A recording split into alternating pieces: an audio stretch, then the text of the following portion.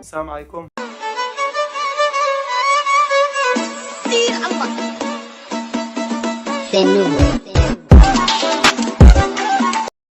يعد المطبخ الكرغولي من أشد المطابخ التي تجيب لك الردة نظرا للمشاكل التي تعاني منها دولة كرغوليا، وهي توفر شعبه العزيز على فص واحد من الدماغ، بمعنى نصف دماغ غير مكتمل، مما أدى إلى خربقة جميع المجالات في هذه الدولة ومنها المطبخ، لدرجة أن مأكولات الشوارع الهندية تهرب عليهم بسنوات ضوئية. فمثلا الطبخ الهندي إذا لم ترى طريقة طهيه فسوف تأكله عادي وستشعر بالبنة التي توجد في العظام. मैं आपको बता नहीं सकता, इतनी जायकेदार है कि इसका कोई जवाब नहीं।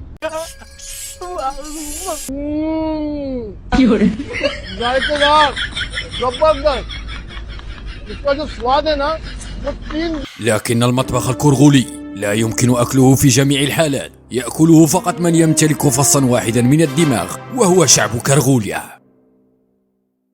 لكي تفهموا أيها المشاهدين الكرام، انظروا ماذا يأكلون.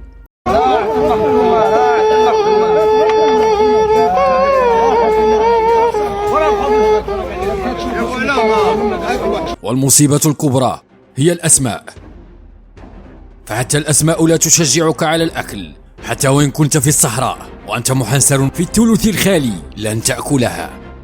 وهذا الطبق هو سكران طايح في الدرون. شنو هي؟ عاودي. وهذا الطبق هو سكران طايح في الدرون. سنبدأ بالأكلة الأسطورية والتي تسمى بالعربية الفصحى اللحم المستمنى، وبالدارجة الكرغولية اللحم المكفت. أول مرة تقريبا نسمع به. هذه فيانداشي من تحت، اللحم مكفت. فكرني في سميتو الله يجازيك. لحم مكفت طويصة. أخي المشاهد، لو كان فيك الجوع فستهرب الآن. والمصيبة لم تنتهي هنا، بل ستنفجر عند التقديم. أول مرة تقريبا نسمع به. هذه فيانداشي من تحت، اللحم مكفت.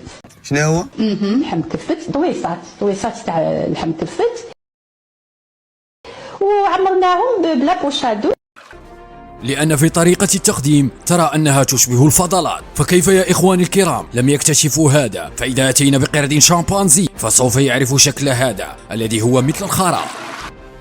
فالأمر لم ينتهي هنا، بل وصل الحد إلى تخليط هذين المكونين. انظروا وعلقوا إن استطعتم لبشاعة المنظر. المقارون تاعي بيسك انا ما ناكلش الخبز بالعدس. علاش؟ نفضل اني ناكلو بالمقارون. فوالا بسم الله. انا ندير هكا المقارون داخل العدس كيما راكم تشوفوا هكا، باسكو انا ما ناكلش الخبز. هو صافي. وتظنون أن النهاية هنا، لكن الطبق الأسطوري وسطاج الوحش. وهذه الحالة طيحت فصيها الدماغيين الأيمن والأيسر ولم يتبقى سوى الجمجمة. انظروا وشاهدوا واستغربوا. جربي المذاق تاعها ورايحه تولي مدمنه عليهم كيما رجعت انا مدمنه عليهم. انا وعجبوني بزاف البنه تاعهم وليت نديرهم. هادو واش هما زوائد الدجاج، اواخر دجاج. شنو هو؟ اواخر دجاج كيما راكم تقولوا. واش ندير لهم هنا؟ ندير لهم بنه فيهم خير من الدجاج بداتو. روعه بيان سور. على بالي كاين اللي يقول لي انا هادو ما ناكلهمش جامي، كيما كنت انا نقول في الديبي. ملي جربتهم بنان، خصوصا انهم نضاف يعني بالخل والملح وغلاو. لهذا السبب لديهم حاكم اسمه الجهاز التناسلي للمرأة.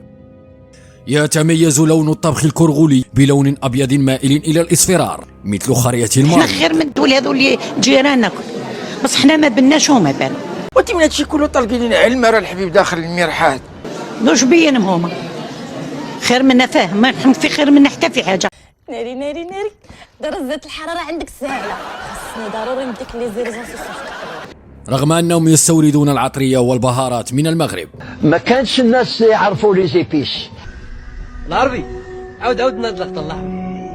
ما كانش الناس يعرفوا لي زيبيس، كان الناس يطيبوا الا بالفلفل الاحمر وبالطوماطيش. والله اني ماني مكذب. اما زمان ما كانوش معروفين الناس تطيب الا بالفلفل وهذا. بداو يتعلموا بشويه. ولكن احنا مجاورين المغاربه حتى شويه متقدمين علينا في لي زيبيس، متقدمين. والله الراجل ده بيتكلم كلام زي الفل. لكن نيتهم ناقصة، لا يتلون طعامهم، يظل أصفرا لا يشهي في الأكل، بل يشهي بالذهاب إلى المرحاض للخراء أو للتقيؤ. عفوا إخواني الكرام عن هذه المصطلحات. فبعد كل هذه الفضلات المطبخية اضطرت الدولة الكرغولية بسرقة المطبخ المغربي ونسبه لهم بدون حياء ولا حشمة. الناس ديتوا لهم الزليج، ديتوا لهم القبطان، واش خليتوا المغاربه حامبوكم؟ حاجه اللي جبدوها يكونوا تاعنا. هل علي بليس صاحبتي حتى البسطيله رجعتوها جزيريه. لكن العالم كله وصلته مقولة ملكنا الراحل الحسن الثاني، وهي أن كل العالم عرف مع من حشرنا الله في الجوار.